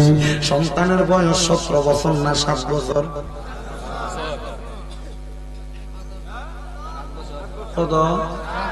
কথা মাতেন দেখে রে, ওই সন্তানের বয়স 7 বছর। সন্তান এ সন্তান রে 7 বছর বয়স সেজদার মধ্যে পড়ে রয়েছে। মাথাটা উঠে দেখে জাকারিয়া পয়গম্বরের ছেলে একটানা সেজদার মধ্যে 7 দিন পড়ে ছিল, চোখগুলা লাল হয়ে গেছে, চোখের পানি এখনো বায়া বায়া পড়তেছে। জাকারিয়া নবী ডাক দিয়ে কই সন্তান এমন ভাবে কান্দ কেন, কান্নার কারণটা কি? ডাক দিয়ে কয় বাবা এক সপ্তাহ আগে আপনি বলছেন কবরের পরে হাসর মিজান পৌঁছে রাস্তা পানি দেওয়ার জন্য যেই নিয়ামতের দরকার ওই নিয়ামত হইল চোখের পানি, এছাড়া আর কোনো কিছু দিয়া পানি দেওয়া যায় না আব্বা, এই জন্য আমি চোখের পানি ফালায়া ফালায়া কান্দি। জাকারিয়া নবী ডাক দিয়া কয় জগতের মানুষ রে, আমার 7 বছরের ছেলে যদি এই কবর হাসর মিজান পৌঁছে রাস্তারে ভয় পাইতে পারে, তোমরা কেডারে ভয় পাও না? তোমরা কেডারে ভয় পাও না? ডাক দিয়া কয় ভয় তো পাই। তাইলে বলেন নাই ভয়ের কারণে আমরা কেমনে দুনিয়া আখিরাতের মধ্যে বাঁচবো? এই মুসলমান শুধু আপনি না, আপনি না, আমি না, এমন ভয় পাইছিলেন আল্লাহ তাআলার পয়গম্বর হযরতে ইউসুফ আলাইহিস সালাতু ওয়াস সালাম। ইউসুফ নবীর সামনে মিশরের বড় বড় রাজপ্রাসাদ, ইউসুফ নবীর কাছে মিশরের বাদশাহীর দায়িত্ব, কিন্তু মিশরের বড় রানী ওই জুলাইখা অনেক চেষ্টা করেছে হযরত ইউসুফ পয়গম্বরের সাথে মাত্র একটা সময় মেলামেশা করার জন্য। ইউসুফ পয়গম্বর কয় না আমি পারবো না, পারবো না। বলে কারণ কি? বলে তোমরা যদি আমারে বলো মেলামেশা করার জন্য, আমি ইউসুফ আলাইহিস সালাতু ওয়াস সালাম আমি কখনো মেলামেশা করব না। এটার কারণ কি? বলে কারণ হইল আমার আল্লাহ তাআলা দেখতেছে। পয়গম্বর ইউসুফ আলাইহিস সালাতু ওয়াস সালাম যখন ওই জুলাইখা নামক মহিলার সঙ্গে মেলামেশা করে না রে, বাদশা যখন ওনাদেরকে একটা ঘরের মধ্যে দেখছে, জুলাইখা যখন ইউসুফের ঘর থেকে বের হয়ে যায়, পয়গম্বর ইউসুফ রে যায়া ওই বাচ্চা ডাক দিয়া কয়, কি রে ইউসুফ, তোমার ঘরের মধ্যে আমার জুলাইখার আগমন কেন হয়েছে? জুলাইখা ডাক দিয়া কয়, পয়গম্বর তুমি বলো না কি কারণে আগমন হয়েছে? আমরা দুইজন সুন্দর করে মেলামেশা করেছি, তুমি কি আমাদের সম্পর্কের কথা বলবা না? ইউসুফ আলাইহিস সালাম আসমানের দিকে তাকায়া দুইটা চোখের পানি চাইরা দিতে রে কান্দে, মনি কেমনে গো আমার এই মহিলাটা অপবাদ দেয়, এটা তো জিনা ব্যভিচার, এটার অপবাদ কখনো নবীর উপর বর্তাবে না। ইউসুফ পয়গম্বর ডাক দিয়া কয়, আল্লাহ তুমি একটা হিকমতের মাধ্যমে আমি পয়গম্বরের ইজ্জতটা তুমি রক্ষা করো। পয়গম্বর ইউসুফ আলাইহিস সালাম রে আল্লাহ হিকমত শিখিয়ে দেয়, হে পয়গম্বর ইউসুফ তুমি বইলা দাও, যদি মহিলার পিরহানটা পেছন থেকে ছিঁড়ে থাকে তাহলে তুমি তার সাথে মেলামেশা করো নাই, আর সামনে থেকে ছিঁড়ে থাকলে তুমি তার সাথে মেলামেশা করেছো। পয়গম্বর ডাক দিয়া কয়, না মেলামেশা তো আসলে করা হয় নাই। ইউসুফ আলাইহিস সালাম তখন থেকে মিশরের বাচ্চা। এ মুসলমান মনে রাখবা, তুমি যদি আল্লাহ এবং তার রাসূলের উপর নির্ভর কইরা তোমার তাকওয়াটারে ঠিক রাইখা আল্লাহ রাসূলের ভয় কইরা তুমি চলতে পারো, তোমার গুনার কাজগুলা ত্যাগ করতে পারো, দুনিয়ার বাদশাহীর চিন্তা তুমি করা লাগবে না, দুনিয়ার টাকা পয়সার চিন্তা তুমি করা লাগবে না। আমার আল্লাহ তাআলা গায়েবী ভাবে তোমার সম্পদ দান করবে, বাদশাহী দান করবে, রাজত্ব দান করবে। এবার আপনারা বলেন, আমরা কি মানুষের লুটতরাজ করে সম্পদ নিতে চাই না গায়েবী সম্পদ চাই? লুটতরাজ করে দেয় না, এটা কি হালাল না হারাম? হারাম। আপনার কথা মাতেন না, কথা বলেন। লুটতরাজ করে দেয় না, সুদের টাকা দিয়ে দেয় মানে এটা কি হালাল না হারাম? হারাম। আপনার এলাকায় সুদ টুকুর নাই? আছে আছে আছে, কম না বেশি?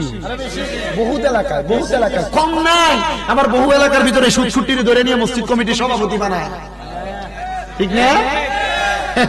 বহুত এলাকায় সুদ ছুটির ধরে নিয়ে মসজিদের সেক্রেটারি বানায়, বহুত এলাকার ভিতরে সুদখুর আর ঘুষখুরি নিয়ে এলাকা সর্দারের মাতাব্বর বানায়। কথা কইনা করে আসে না? আরে সাধু দোকানে বয়ে বয়ে দেখবা লম্বা লম্বা কথায় সুদ ছুটি কয়, আসে না? নাই। আল্লাহ এটি থেকে আমরা হেফাজত করুক। এরা সমাজ নষ্ট করে ফেলতেছে। শুধু এরা না, আরে বাবা শুধু এখন আবার বেড়াই খায় না, বাড়ি বাড়ি বেরিয়ে তো খায়। মাথা না রে, যদি সাজার কাছে আওলাদ করে বেশি বেচি আদারে সাপ্তাহ মাসে সুদ করে আসে এলাকা কম না বেশি? মা বোন জান্নাতে যাইবা, আটকে দেবে গা। সুদের টাকা দিয়া দামি গরুর গোস্ত খাইবা, খাসির গোস্ত কিনা খাইবা। আমরা জানি শুকুরের গোস্ত খাওয়া হারাম, কিন্তু সুদের টাকা দিয়া, গোশের টাকা দিয়া গরুর গোস্ত কিনা খাওয়া হারাম। খাসির গোস্ত কিনা খাইলে এই গোস্ত খাওয়া হারাম। হ্যাঁ, হুদু হুদি ঠিক ঠিক করে গেল। সুদ করবে দাওয়াত দিলে এটা আগের কথা। আপনার কোন আছে না নাই এমন সুদ কম না বেশি? আবার এখন সুদ শুধু বেড়িয়ে খায় না, বেড়ায় খায় না, সুদের ব্যবসা করার কারণে এলাকার ভিতরে সুদখোর কইব, এই কথা চিন্তা করে এখন আর এলাকাতে সুদে টাকা লাগায় না। ক্ষেত পাথরে জায়গা বেচা, বন্ধের জায়গা বেচা ব্যাংকে নিয়ে তুইয়া রাখে 10 বছরের লাগা ফিক্সড ডিপোজিট। কথা কনা এটার নাম দিছে ব্যাংক করার এফডিআর। 10 লাখ টাকা 10 বছরের জন্য রাখলে 10 বছর পরে এটা 20 লাখ হয়ে যাবে গা। এই চিন্তা করেও রাখে। কথা কন না, এমনও আছে না? শুধু এইটা না রে মুসলমান, এইটা না, আরেকটা সুদ আপনার বউ আপনার ফার্ম দিয়া দিয়া খাওয়ায়। বলে হুজুর এই সুদরা আবার কোন সুদরা? এটা হইলো অন্য কোন সুদ না। দেখবা আপনি যখন কামাই করে টাকা ইনকাম করেন, আপনার বউ আপনার কথার কথাই কইব, তুমি যে যা কামাই করো সব খাওয়াও। আপনার ছেলেটার তো ভবিষ্যৎ আছে, মেয়েটার ভবিষ্যৎ আছে, একটা ডিপিএস করো না, ডিপিএস। এই ডিপিএস এর নাম দিয়ে আপনারা আরেকটা সুদ খাওয়ায়। কথা কোন এমন আছে না? এটার বেলা সবাই আছে কইতো না, কারণ তলে তলে অনেকে ডিফিউজ করে রাখছি। আব্বা দিরারে মাফ চাই তোমার কাছে, পাও ধরে মাফ চাই। এই ডিফিউজের টাকা দিয়া তুমি তোমার সন্তানের ভবিষ্যৎ গড়ে দিতে চাও। ওই ফুতে কোনোদিন তোমার ভাত খাওয়াইতো না, ওই ফুতে কোনোদিন তোমার উপর সদাচরণ করতো না। বলে হুজুর কেন, কারণ কি?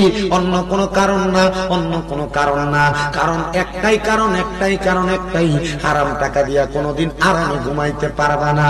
দেখবা বড় বড় পয়সাওয়ালারা ডাক্তার দোকান থেকে ঘুমের ওষুধ কিনে এনে ঘুমানোর চেষ্টা করে, কারণ সে ব্যক্তি হারাম টাকা ইনকাম কইরা কইরা দামি বিল্ডিং বানাইছে, দামি বসকাট বানাইছে, দামি জাজির ম্যাট্রেস কিনছে, কিন্তু আরামে ঘুমাইতে পারে না। বিছানা কিন্তু আরামের, কিন্তু টিয়াটা কিন্তু হারামের। হারামের টাকা দিয়া যত আরামের জিনিস বানাও কাম হবে না, আরাম পাইবা না।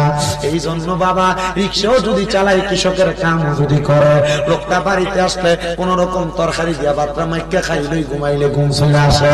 এটার কারণটা কি জানো? এটার কারণ হইল ওই ব্যক্তি হালাল টাকা কামাই করে দুনিয়াতে ঘুমায়। এই জন্য মুসলমান ওই সুদের টাকা থেকে বড় সাবধান। বলে হুজুর আমি তো খাই না, মাঝে মাঝে বিপদে পড়ে সুদে আমি 1 লাখ 1.5 লাখ টাকা লই ব্যবসা করবার লাগা। মনে রাখবা যে সুদ খায়, যে ব্যক্তি সুদের উপর টাকা নিয়ে ব্যবসা করে, সুদ খাওয়ার যেই গুনাহ, দেউনির সেই গুনাহ। বলে হুজুর আমি খাইও না, দেইও না, এলাকার সর্দার হওয়ার কারণে আমারে নিয়ে সাক্ষী বানায়। আল্লাহর নবী কয় যে ব্যক্তি সুদের সাহেব সাক্ষী হয়, ওই সুদখোরের সাক্ষী হওয়ার কারণে খাইয়া যে গুনার ভাগীদার, সাক্ষী হলে সেই গুনার ভাগীদার। অনেকে কইব হুজুর আমি এইটারও করি না, আমি শুধু স্ট্যান্ডার মধ্যে একটু লিখা দেই উমুকের নামটা। আল্লাহর নবী কয় যে ব্যক্তি কাতে সুদের টাকার লেখালেখি করে, এই ব্যক্তিও সমানতালের অপরাধী। সুদ খাইবা না ছাড়বা সিদ্ধান্ত তোমার, সাক্ষী হইবা না ছাড়বা সিদ্ধান্ত তোমার, কাতে হইবা না ছাড়বা সিদ্ধান্ত তোমার। সাবধান সাবধান সাবধানতা অবলম্বন করো। মনে রাখবা, মনে রাখবা দুনিয়ার জমিনের মধ্যে এই হারাম টাকা দিয়া যত রং বেরঙের বাড়ি তুমি সাজাও না কেন, মরার পরে তুমি শান্তিতে বসবাস করতে পারবা না, মরার পরে আরামে থাকতে পারবা না। কিন্তু তুমি তোমার যে সন্তানকে দামি বাড়ি দিয়া যাইবা, মরার পরে সে তোমার একটা নেক আমল দিয়া সহযোগিতা করবে না, একটা নেক আমল দিয়া সহযোগিতা করবে না। বলে হুজুর কেন কেন কেন গো? কারণটা হইল তোমার সন্তান তখন তুমি বাপের দিকে ছায়া কইব তোমারে চিনি না, তুমি মার দিকে ছায়া কইব তোমারে চিনি না। তাহলে কোন সন্তান দামি স্কুলে পড়াইবার লাগে সুদের টাকা খাও, কোন স্ত্রীর দামি সুন্দর জামা কাপড় কিনা দিবার লাগে সুদের টাকা খাও, ওই স্ত্রীটা তোমার একটা নেক আমল দিয়ে সহযোগিতা করবে না। এবার আপনারা বলেন ও উত্তর বগুড়া খালের বাবারা, এই সুদ খানা কি হালাল না হারাম? আপনারা ফতে গেছে, বোঝা গেছে। আপনার আওয়াজ দেখুন কয়টা বাজে? ও লাগি ফতে গেছে না না না। আচ্ছা বাবা, যে কথার মধ্যে ছিলাম, জাকারিয়া পয়গম্বরের ছোট বাচ্চা মানুষ কবরের কথা চিন্তা করে করে কাঁদতে। তো আমরা যারা এখানে বসছি, আমরা অনেকের মা, আমরা অনেকের বাবা, আমরা তো এমন কষ্ট করে করে মানুষ করে দিয়ে আমরা মা বাপ কবরে চলে গেছে। ওই মা বাপ তো কবরে কেমন আছে, সন্তান আপনি একবারও খবর নিলেন না। বলো হুজুর কেমনে খবর নিতাম? মা বাপকে যে মাটি দিয়ে আসছি, এরপরে তো মা বাবার কবরের খবর সম্পর্কে আমি জানি না। ওই মা বাপ কবরে শুয়ে রয়েছে, কেমন আছে আমি একবারও জানি না। এই জন্য আশা সুরে সুরে লেখি, ওরে 3.5 হাত গর্তে ফেলে কেমন করে আইলা চলে, তোমার বাড়ি আইতে দেরি হইলে যে মা ঘুমাইতো না, ওই কবর দেশে মায়ের পাশে একটু রইলি না। কেমন আছেন বাবা মনি, কেমন আছেন মা জননী, একবার তো ফিরা চাইনি না। ওই মা বাবারে কষ্ট দিয়া দুনিয়াতে দিন কাটাইয়া কোনদিনও শান্তি পাবি না। হারে কবর দেশের খবর নই না। বাবারে সন্তানের দল, তোমার মা তোমার বাবা বড় কষ্ট করে তোমার মানুষ করে দিয়া গেছে গো। আমার পয়গম্বর নবী মুহাম্মদুর রাসূলুল্লাহ সাল্লাল্লাহু আলাইহি ওয়াসাল্লাম নবী কয় জগতের মানুষ, আমি নবীজির জন্মের পরে আমি আমার আব্বা জানরে দেখি নাই। আমি নবী জন্মের পরে আমার মা বেশি দিন ছিল না রে। আমি যখন ছোটবেলায় আমার মা দুধমা হালিমাতু সাদিয়ার কাছে মানুষ হইছি, আমি লালন পালন হইছি। আমার মা হালিমাতু সাদিয়া নিজের বাচ্চারে একটা দুধ পান করাইছে, আমি নবী একটা দুধ পান করছি।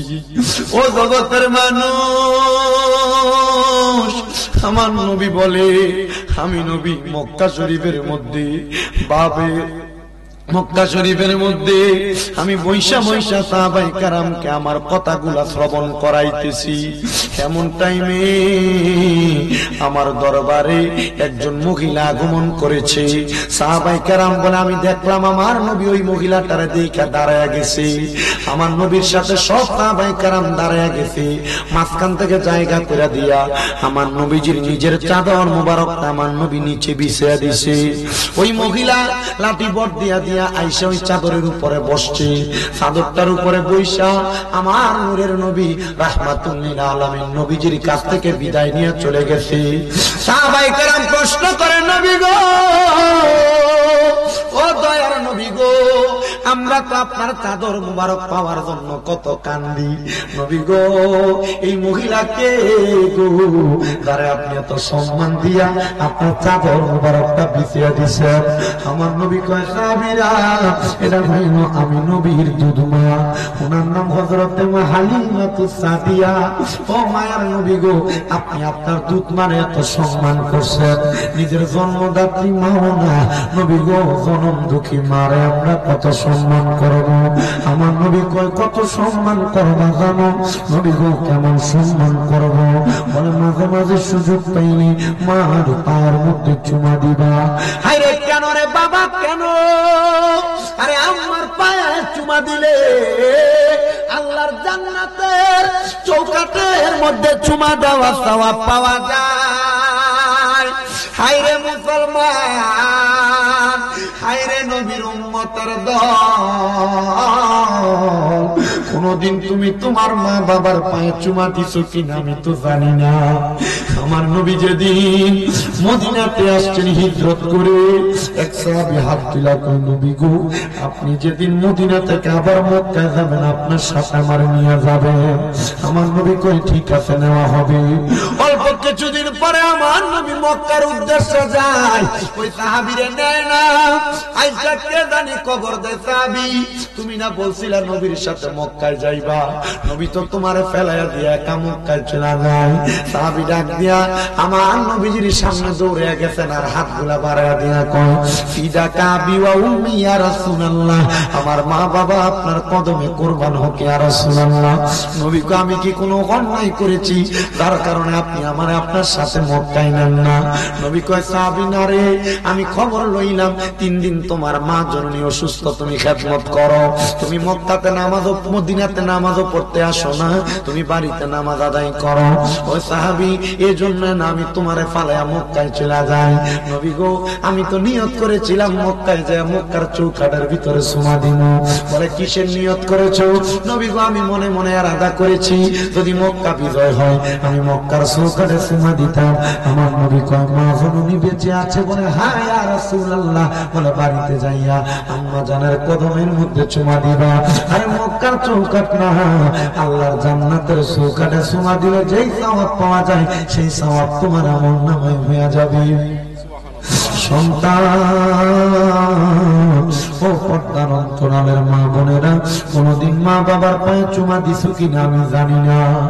আমি তোমাদের কাছে আবদার করব, অনেকে হয়তো মা বাপরে জুদা করে দিয়া রাখছো, অনেকে মা বাপরে বাদ দেয় না, অনেকে মা বাপরে ধমক দিয়া কথা কয়। আমি তোমাদের কাছে আবদার জানাই, তোমরা যদি কেউ এমন কর্ম করে থাকো, আজকের মাহফিল থেকে বাড়িতে যাইয়া ওই মা ওই বাবার পা গুলার মধ্যে ধরবা, ধরে কইবা মা ও আব্বা আল্লাহর হস্তে আমারে মাফ কইরা দেন। ততক্ষণ পর্যন্ত তোমার মা বাবা মুখ দিয়ে বলছে তোমারে মাফ করে দিছি, ততক্ষণ পর্যন্ত তারার ফাওড়া ছাইরো না। বলে হুজুর কেন, কারণটা কি? কারণ ওই মা বাপ মাফ না করলে আমার আল্লাহ তোমারে মাফ করছো না। আমার আল্লাহর নবী কয় সাকাতুর রাব্বি ফি সাকাতিল ওয়ালিদাইন, আম্মা আব্বার অসন্তুষ্টিতে আমার আল্লাহ তাআলা অসন্তুষ্টি হয়ে যায়। রিদার রাব্বি ফি রিদাল ওয়ালিদাইন, আম্মা আব্বার সন্তুষ্টিতে আমার আল্লাহ সন্তুষ্ট হয়ে যায়। তুমি ওই মা বাবার মনে কষ্ট দিয়া পুরা সিলেট বিভাগ পুরা বাংলাদেশের বড় আলেম দিয়া ওয়াজ করাইবা, আল্লাহর কসম এই ওয়াজ দিয়া কোনো হেদায়েত হবে না, এই ওয়াজ দিয়া কোনো লাভ হবে না। কত মা বাবারা বাড়িতে যাইয়া চোখের পানি ফালাইয়া কান্দে, ফুতে বাদ দেয় না, ধমক দেয়। 10-20 টাকা চা খাইবার লাগিয়া ফুতের কাছে ছায়া ছায়া নেওয়া লাগে। সন্তান আব্বার চোখের দিয়া যদি এক ফোঁটা পানি তুমি ফুতের লেগে আসে, মার চোখে দিয়া যদি এক ফোঁটা পানি তুমি ফুতের লেগে আসে, মনে রাখবা টাকা কামাই করতে পারবা, শান্তি পাইবা না। দুনিয়াতে ধনী হইতে পারবা, শান্তি পাইবা না। হায় রে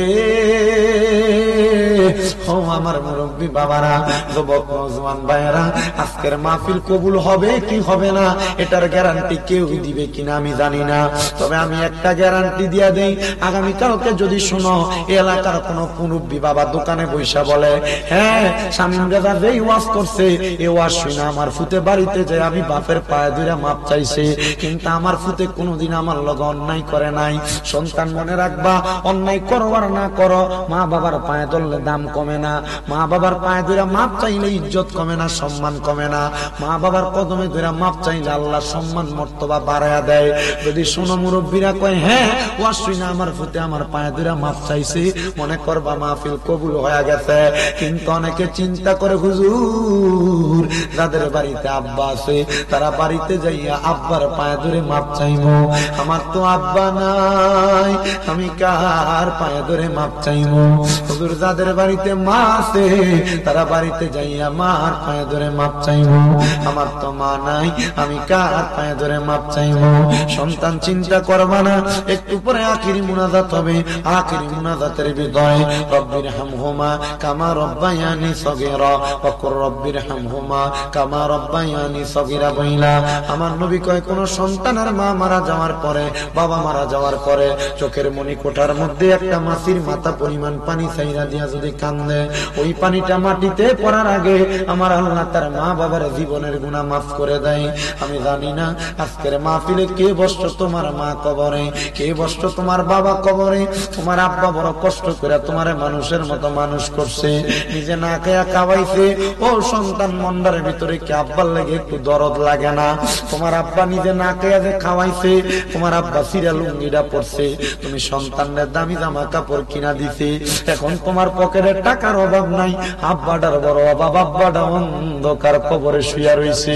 কই রে সন্তান, আব্বারে দি 500 টাকা দিয়ে একটা লুঙ্গি কিনা পরাইতে পারো না? এ সন্তান আমার কাপড়টা সিরা ছিল, কাপড় আস্তার মধ্যে 10-5 টাকা বাইন্দা রাখতো, তুমি ফুতের স্কুলে মাদ্রাসায় যাইতে কামে যাইতে দিয়া দিত, ওই মাটা দিয়ে আজকে অন্ধকার কবরে। কই তোমার মারে দি তুমি 500 টাকা দিয়ে কিনে একটা কাপড় পরাইতে পারো না? ওই মা কবরে। সন্তানের দলেরা কারে পরাইবা কারে খাওয়াইবা, মা বাপ দিয়ে অন্ধকার কবরে। নবী কয় ওই আমি সেবি নাই সেবিতে পারি না, আমি সেবি নাই সেবিতে পারি নাই, সেবিও আমার উম্মত, সেবিও আমার উম্মত। বাবাকে তোমরা কাবা জানিও, মদিনা জানিও, মাকে যদি গো তারা বেঁচে থাকে।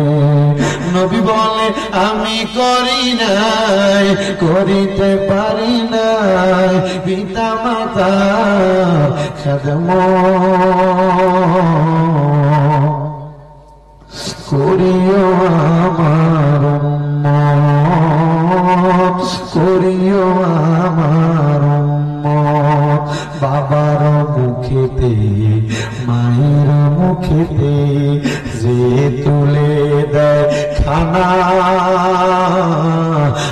রাজি থাকে রাব্বানা। নবীজি বলেন আমি করি নাই, করিতে পারি নাই পিতা মাতার খেদমত, করিও আমার উম্মত। এই উত্তর বগুলা খালের বাবারা, মা বাপ বাড়িতে নাই, তোমার বাড়িতে কত মেহমান খানা খায়, কিন্তু মার মুখে এক লোকমা খানা, বাবার মুখে এক লোকমা খানা তুলা দিতে পারো না। আম্মা অভাবের কারণে তোমারে 1 কেজি আপেল কিনা খাওয়াইতে পারছে না, বাবা বাজার থেকে একটা আপেল কিনাই না তোমারে কাটতে কাটতে খাওয়াইছে। এখন তোমার কাছে টাকার অভাব নাই, আব্বারে 1 কেজি ফল কিনা খাওয়াইবা, কিন্তু বাবা তো অন্ধকার কবরে শুয়ে রয়েছে। তোমার আব্বারে যদি প্রতি মাসে 1000 টাকার ফল কিনা খাওয়াইতা, 12 মাসে তো 12,000 টাকার ফল খাওয়ানি লাগতো। এ সন্তান আব্বা আম্মারে যদি ভাত খাওয়াইতা, মাসে যদি 2000 টাকা মা বাবার পেছনে লাগতো, 12 মাসে তো 24,000 টাকা মা বাবার পেছনে লাগতো। তোমার মা বাপ তোমার বাড়ি গাড়ি গুলা দিয়া গেছে, তোমার মা বাপ তোমার বন্ধে দিয়া খেত পাথরে জাগাড়ি দিয়া গেছে। যদি মা বাবেরই বেচ্ছা যাইতো, তুমি কোন জায়গায় থাকতা?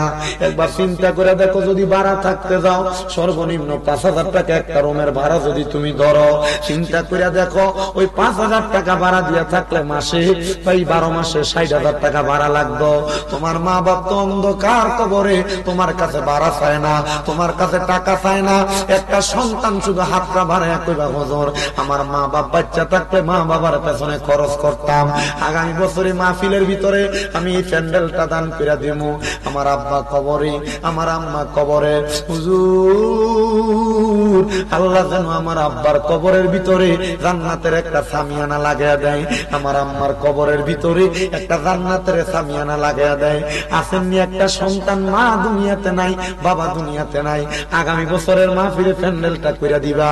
আসেনি কোন সন্তান দোয়া চাও, বলে হুজুর আমি দিব আগামী বছরের প্যান্ডেলটা কইরা, আমার মা নাই দোয়া করবা, আমার বাপ নাই দোয়া করবা।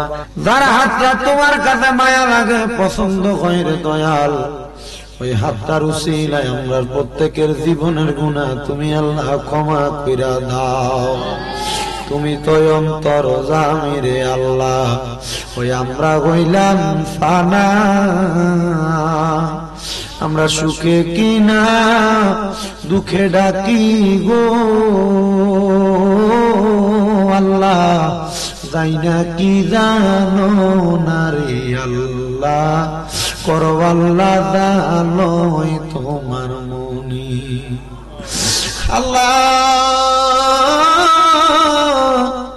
সে জানি রাত বাড়াইছে, কার জানি জগতের মধ্যে বাবা নাই রে বাবা, রে বাবা রিক্সা চালায়া মাটি কাইটা মাথার গাম পায়ে ফালাইয়া পরের বাড়িতে বদলার কাম কইরা সন্তানরে মানুষের মতো মানুষ করার জন্য আব্বা নিজের রক্তরে পানি বানাইছে।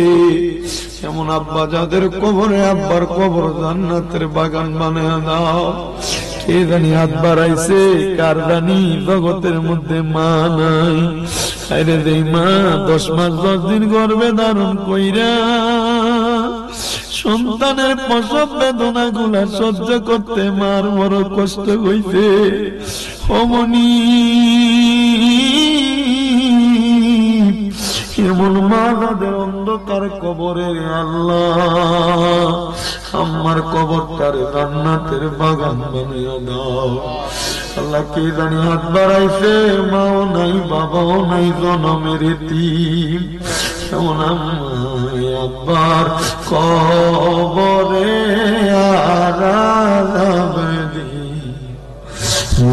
গিয়াছেন আল্লাহ, দারার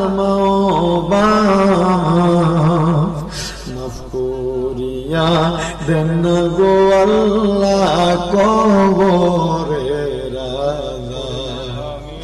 কত আদর করছেন মাগো, দুধ কলা খাওয়াইয়া,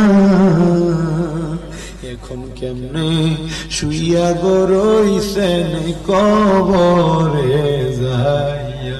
আল্লাহ আল্লাহ কার মা নাই, কার বাবা নাই, তোমার তো জানার বাকি নাই, তাদের মা বাবার কবর জান্নাতের বাগান বানিয়ে দাও। যাদের মা বাবা বেঁচে আছে হায়াতে বরকত দান করে দাও আল্লাহ। যাদের মা বাবা অসুস্থ গো শেফা আদেলা কামেলা নসিব করে দাও আল্লাহ। আম্মা আব্বার খিদমত করার মতো তৌফিক দান করো। বিশেষ করে উত্তর বগুড়া কালের মাহফিলে যারা টাকা দিয়া, পয়সা দিয়া, শ্রম দিয়া, বুদ্ধি দিয়া, পরামর্শ দিয়া, মাইক দিয়া, লাইট দিয়া, প্যান্ডেল দিয়া, মিডিয়ার বাইরা সহ সম্মানিত শ্রোতা মণ্ডলী, পুরুষেরা, পর্দার অন্তরালের মা বোন, আল্লাহ সবাই রে তুমি কবুল মঞ্জুর করে নাও আল্লাহ। বিশেষ করে ফরিয়াদ তোমার দরবারে, আমরা গুনাহগারেরা তোমার দরবারে হাত বাড়াইছি। আগামী বছরের জন্য অনেকে দান করবে নিয়ত করেছে, প্রত্যেকের দান তুমি কবুল মঞ্জুর করে নাও। অনেক প্রবাসী ভাইরা বিদেশ থেকে দোয়া চায় আল্লাহ। প্রবাসীদের কামাই রুজিতে বরকত দাও, প্রবাসীদের হায়াতে বরকত দাও, প্রবাসীদের মনের নেক নেক আশা পূরণ করো আল্লাহ। বিদেশের বাড়িতে কামাই রুজি কইরা সহি সালামতে দেশের বাড়িতে ফিরার মতো তৌফিক দান করে দাও রব্বুল আলামিন আল্লাহ। ও পরওয়ারদিগারে আলম, পর্দার অন্তরালে অনেক মা বোনের অনেক আশা নিয়ে দোয়া চাই, তাদের আশাগুলো পূরণ করো আল্লাহ। বিশেষ করে করুণা বেগমের স্বামী ইন্তেকাল করেছেন, অন্ধকার কবরে দোয়া চাই আল্লাহ। তার স্বামীর কবরটারে নাজাতের ফয়সালা করে দাও। মনিবু আপনারে মরণ দিবা দুঃখ নাই, তবে বেঈমান বানিয়ে মরণ দিয়েন না। মরণের আগে আমার নবীজির নূরানি চেহারা মুবারক দেখাইও আল্লাহ। নবীজির নূরানি চেহারা মুবারক দেখলে আমাদের কলিজা ঠান্ডা হবে, রূহ ঠান্ডা হবে। ওরে যার নামে রেখেছো তুমি মুহাম্মদ রাসূল, সেই নামের উসিলায় দোয়া করো হে কবুল আল্লাহ, করো হে কবুল আল্লাহ, করো হে কবুল। ও আল্লাহ, যাদের মা বাবা কবরে আল্লাহ, তাদের মা বাবার কবর আযাব মাফ কইরা, ব্যবসায়ীদের ব্যবসায় বরকত দিয়া, হায়াতে বরকত দিয়া, রিজিকে বরকত দিয়া, প্রবাসীদেরকে বরকত দিয়া। বিশেষ করে বন্ধু ক্লাব এবং ইমাম হাসান হোসেন রাদিয়াল্লাহু তাআলা আনহুমা এই সংগঠনের প্রত্যেকটা সদস্যদেরকে আপনি কবুল মঞ্জুর করে নিয়েন। ও আল্লাহ, ফরিয়াদ তোমার দরবারে, মরণের আগে প্রত্যেকের হক্কানি রাব্বানি মাশায়েখে পীরের চেহারা মুবারকের সাথে চেহারা মিলাইয়া, জবানের সাথে জবান মিলাইয়া আমাদেরকে আখিরি জবানে মধুর কালেমা পড়াইয়া দিবেন লা ইলাহা ইল্লাল্লাহু মুহাম্মাদুর রাসূলুল্লাহ সাল্লাল্লাহু আলাইহি ওয়াসাল্লাম।